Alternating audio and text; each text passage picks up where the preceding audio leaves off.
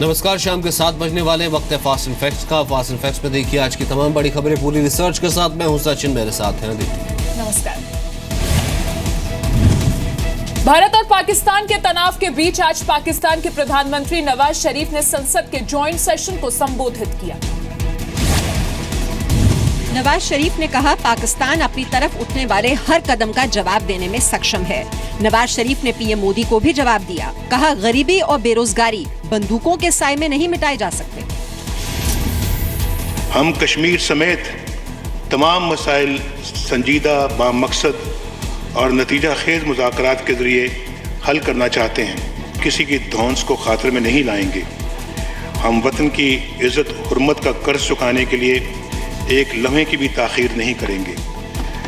अगर उनकी ख्वाहिश ये है कि गुर्बत के ख़ात्मे में हमारा मुकाबला हो, अगर उनकी ख्वाहिश ये है कि बेरोज़गारी के ख़ात्मे के लिए हमारा मुकाबला हो, तो ये काम आग, बारूद और खून के खेल के जरिए नहीं हो सकता।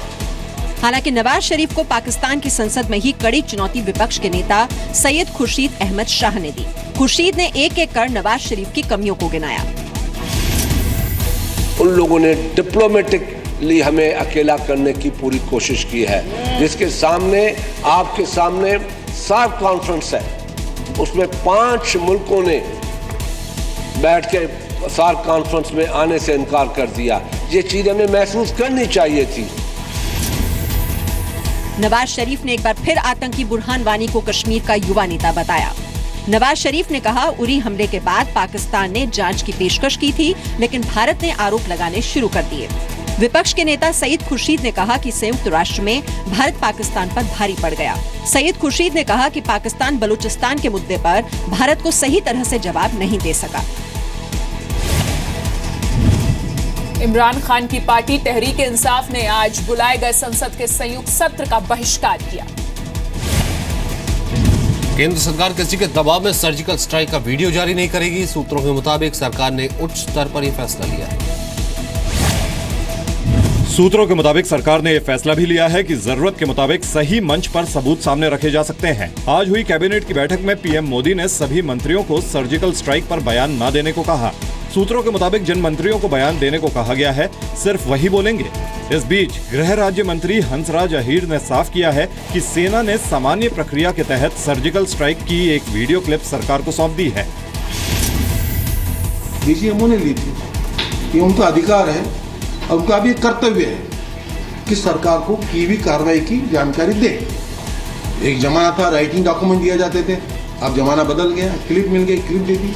सर्जिकल स्ट्राइक के सबूत की मांग करने वालों को पूर्व थल सेना अध्यक्ष जे सिंह ने कड़ा जवाब दिया। कहा, सेना से ऑपरेशन का सबूत मांगने का अधिकार किसी के पास नहीं है। So if there has been damage caused to the other side, there is electronic evidence. We don't have to share it with anybody. आज पीएम मोदी की अध्यक्षता में कैबिनेट कमेटी ऑन सिक्योरिटी की बैठक हुई। बैठक में गृह मंत्री राजनाथ सिंह, एनएसए अजित डोवल, रक्षा मंत्री मनोहर पर्रिकर मौजूद रहे। सूत्रों के मुताबिक सीसीएस की बैठक में आंतरिक सुरक्षा से जुड़ी अहम जानकारियों पर चर्चा हुई। सेना अध्यक्ष दलबीर सिंह आज साउथ वेस्टर्न कमांड के दौरे पर हैं। दलबीर सिंह गुजरात और राजस्थान में भारत पाकिस्तान सीमा पर यह दौरा कर रहे हैं। सर्जिकल स्ट्राइक पर देश में सियासत हो रही है और इसी सियासत के बीच खबर है कि सरकार के पास सर्जिकल स्ट्राइक के 3 तरह के सबूत हैं। जी न्यूज को सूत्रों के हवाले से मिली जानकारी के मुताबिक सेना के पास सर्जिकल स्ट्राइक के 3 तरह के सबूत हैं। इनमें पहला सबूत यूएवी से ली गई तस्वीरें हैं। दूसरा सबूत सैनिकों के हेलमेट में लगे कैमरे से रिकॉर्ड हुई तस्वीरें और तीसरा सबूत सैटेलाइट से ली गई तस्वीरें हैं। आर्मी के ऊपर में विश्वास रखे और सरकार के ऊपर छोड़ दीजिए। जब फौज खड़े होके ये बात कहती है कि उन्होंने नियंत्रण रेखा के ऊपर कुछ ऑपरेशन किया है, तो ये बात सर्वमान्य है। एलओसी पार के लोगों ने भी माना है कि वहां आतंकियों का सफाया किया गया है। सूत्रों के मुताबिक पाक आर्मी और आईएसआई ने चुपचाप शव दफना दिए। ये भी बताया गया कि कुछ शव दफनाए गए, कुछ लश्कर कैंप ले जाए गए। एलओसी पार रहने वाले लोगों ने आतंकी कैंप को जलते हुए भी देखा। सूत्रों के मुताबिक गवाहों ने सर्जिकल स्ट्राइक के बाद चालहाना की मस्जिद में आतंकियों को जमा होते हुए देखा। मस्जिद में जमा हुए आतंकी लश्कर के थे और पाक सेना पर आरोप लगा रहे थे कि भारतीय सेना के हमले के वक्त उनकी मदद नहीं की गई। 28 सितंबर की रात को सेना ने एलओसी पार सर्जिकल स्ट्राइक को अंजाम दिया। सूत्रों के मुताबिक जिन जगहों पर सर्जिकल स्ट्राइक हुई वहां पाक सेना भी मौजूद थी। सूत्रों के मुताबिक सर्जिकल स्ट्राइक में आतंकियों और पाकिस्तान के सैनिकों को नुकसान हुआ। सूत्रों के मुताबिक सेना और खुफिया एजेंसियां सर्जिकल स्ट्राइक के सबूत सार्वजनिक करने के खिलाफ हैं। सर्जिकल स्ट्राइक को लेकर कांग्रेस असमंजस में है। कल संजय निरुपम जहां सबूत मांग रहे थे, आज वहीं पीएल पुनिया कह रहे हैं कि सबूत की जरूरत ही नहीं। पीएल पुनिया के मुताबिक कांग्रेस को सेना के बयान पर पूरा भरोसा है और सबूत की कोई जरूरत नहीं है। पूर्व गृह मंत्री शिवराज पाटिल ने भी संजय निरुपम के बयान को खारिज किया। मेरा ये मानना है, जब डीजीएमओ सार्वजनिक रूप से प्रेस ब्रीफिंग में अपनी बात कहते हैं, वो हमारे लिए पर्याप्त है। उसके लिए किसी सबूत की कोई आवश्यकता नहीं है। वीडियो, सीडीओ, एविडेंस, ये सब फर्जी बातें हैं। कांग्रेस पार्टी के मतलब एक कांग्रेस पार्टी का एक मेंबर नहीं होता है। कांग्रेस पार्टी का मतलब है कांग्रेस पार्टी का रेजोल्यूशन। कांग्रेस उपाध्यक्ष राहुल गांधी ने सर्जिकल स्ट्राइक की तारीफ की थी।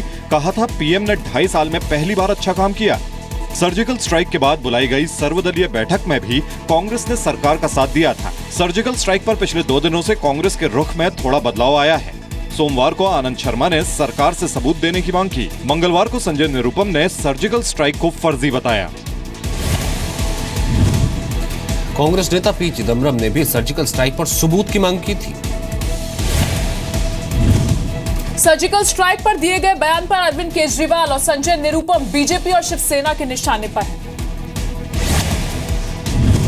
बीजेपी महासचिव कैलाश विजयवर्गीय ने कहा कि सेना पर सवाल उठाना देशद्रोह से कम नहीं। सुब्रमण्यम स्वामी ने दिल्ली सरकार को बर्खास्त करने की मांग की। स्वामी ने कांग्रेस से संजय निरुपम पर कड़ी कार्रवाई करने की मांग की। शिवसेना ने ऐसे बयान देने वालों के खिलाफ देशद्रोह का मुकदमा दर्ज किए जाने की मांग की।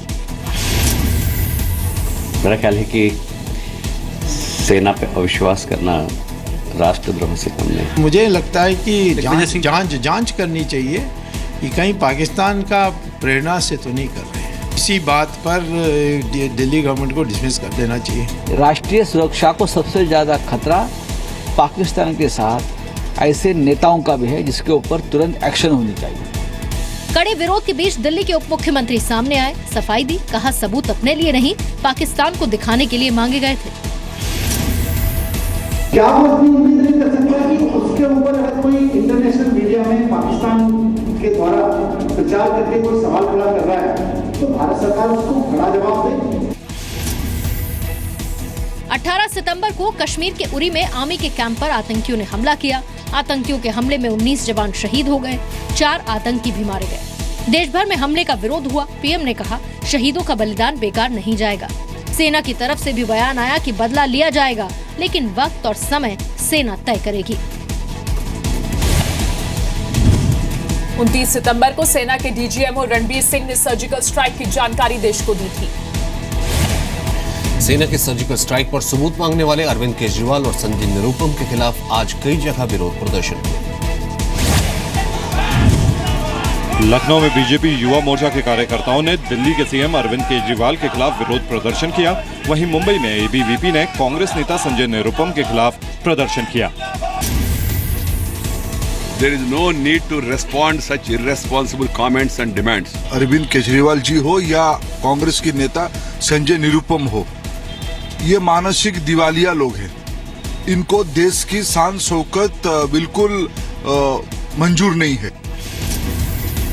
3 अक्टूबर को अरविंद केजरीवाल ने एक वीडियो मैसेज जारी कर सर्जिकल स्ट्राइक पर पीएम मोदी की तारीफ की थी, लेकिन साथ ही पाकिस्तान का प्रोपेगेंडा खत्म करने के नाम पर सर्जिकल स्ट्राइक के सबूत भी मांग लिए। 4 अक्टूबर को कांग्रेस नेता संजय निरुपम ने एक ट्वीट किया, लिखा जब तक सबूत सामने नहीं आएंगे तब तक सर्जिकल स्ट्राइक को फर्जी माना जाएगा। विरोध बढ़ा तो कांग्रेस का आधिकारिक बयान सामने आया, कहा संजय निरुपम का बयान गलत, कांग्रेस को सेना पर पूरा भरोसा है। हालांकि कल विरोध बढ़ने पर अरविंद केजरीवाल भी सामने आए, लेकिन अपनी बात पर कायम रहे। कहा सबूत पाकिस्तान को बेनकाब करने के लिए मांगे थे। जम्मू कश्मीर के राजौरी और अखनूर में पाकिस्तान की फायरिंग के बाद इलाके के लोग दहशत में हैं। जम्मू कश्मीर के राजौरी में पाकिस्तान की ओर से 2 दिन से जबरदस्त फायरिंग की जा रही है। इलाके के डरे हुए लोग या तो अपना घर छोड़कर राहत कैंपों में जा रहे हैं या फिर बंकर में छुपकर अपनी जान बचा रहे हैं। पिछले काफी वक्त से और जो यहाँ के लोग हैं उनके मुताबिक और जो हमारे बुजुर्ग हैं इनके मुताबिक यहाँ पे 120 mm मोटार कभी यूज नहीं की। ये यहाँ अचानक रात को तकरीबन 7:30 के करीब ये बम आके पड़ा मेरे घर के नजदीक। 3-4 दिन लगा के खुद मनाया है, बहुत मुश्किल से मनाया है ये। वहीं जम्मू के अखनूर में भी लोगों को अपना घर बार छोड़कर रिश्तेदारों के यहाँ रहना पड़ रहा है। कुछ लोग राहत कैंप में भी समय गुजार रहे हैं। इस समय पाकिस्तान ने हमें इतना प्रभावित कर रखा कि ना हम घर के हैं ना हम घाट के। पाकिस्तान ने पिछले 24 घंटों में कम से कम 5 बार सीज फायर का उल्लंघन किया है। पाकिस्तान जम्मू, राजौरी और पुंछ जिलों में सीज फायर का उल्लंघन कर रहा है। पाकिस्तान की फायरिंग की वजह से करीब 15,000 लोगों को घर छोड़ना पड़ा है। पाकिस्तान की तरफ से मोटार का भी इस्तेमाल किया जा रहा है। करीब आधा दर्जन लोग घायल हुए हैं। पाकिस्तान की फायरिंग का जवाब भारत की तरफ से दिया जा रहा है, लेकिन स्थानीय लोगों को इसका खामियाजा भुगतना पड़ रहा है। बीजेपी और शिवसेना का झगड़ा बढ़ गया है। एक तरफ शिवसेना ने यूपी में चुनाव लड़ने का ऐलान किया, दूसरी तरफ बीजेपी ने बीएमसी का चुनाव अकेले लड़ने का फैसला किया है। लखनऊ दौरे में संजय राउत ने ऐलान किया कि शिवसेना इस बार यूपी की 200 सीटों पर चुनाव लड़ेगी। इतना ही नहीं, शिवसेना प्रमुख उद्धव ठाकरे वाराणसी भी जाएंगे। शिवसेना का चुनाव लड़ना बीजेपी को नुकसान पहुंचा सकता है। दूसरी तरफ बीजेपी नेता किरीट सोमैया ने बीएमसी चुनाव में शिवसेना से गठबंधन तोड़ने का ऐलान किया। दावा किया कि अकेले ही बीजेपी सभी 227 सीटों पर चुनाव लड़ेगी। इस बार हमने तैयारी की, उत्तर प्रदेश में कम से कम 200 सीट लड़ने की हमारी तैयारी है। और मुंबई महापालिका को शिवसेना ने जो माफिया का अड्डा बना दिया है, एक परिवार 15 साल से इन माफिया को बना दे रहा है, उसको हम भ्रष्टाचार से मुक्त करेंगे। बीजेपी और शिवसेना ने सबसे पहले 1989 में गठबंधन किया। केंद्र और राज्य की सरकारों में दोनों पार्टियां साझेदार रहीं। 2014 के महाराष्ट्र चुनाव में बीजेपी शिवसेना का गठबंधन टूट गया। दोनों पार्टियों ने अलग अलग चुनाव लड़ा। महाराष्ट्र विधानसभा चुनाव के बाद दोनों पार्टियों में फिर समझौता हो गया। महाराष्ट्र सरकार में शिवसेना के मंत्री भी हैं। महाराष्ट्र में गठबंधन के बावजूद दोनों पार्टियों के रिश्ते ठीक नहीं हैं। शिवसेना ज्यादातर मुद्दों पर विपक्ष की तरह सलूक करती है। बीएमसी पर फिलहाल शिवसेना का कब्जा है। अगर शिवसेना बीएमसी का चुनाव हारती है तो उसके लिए बड़ा झटका हो। दिल्ली के गांधीनगर में दिन दहाड़े 65 लाख रुपए की लूट का वीडियो सामने आया।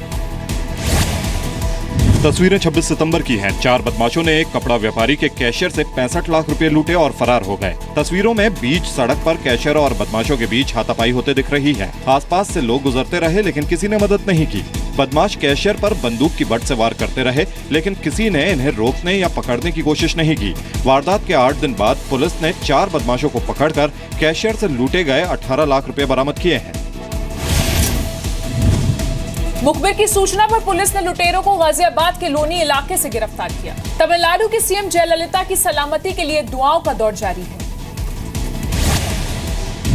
चेन्नई में अपोलो अस्पताल के बाहर मुस्लिम समुदाय के लोगों ने मुख्यमंत्री जयललिता के लिए विशेष प्रार्थना की। जयललिता के जल्द अस्पताल से बाहर आने की उम्मीद जताई। बड़ी तादाद में महिलाएं भी दुआ करने वालों में शामिल थी। हजारों लोगों ने उम्मीद जताई कि उनकी दुआओं से मुख्यमंत्री को ठीक होते देर नहीं लगेगी।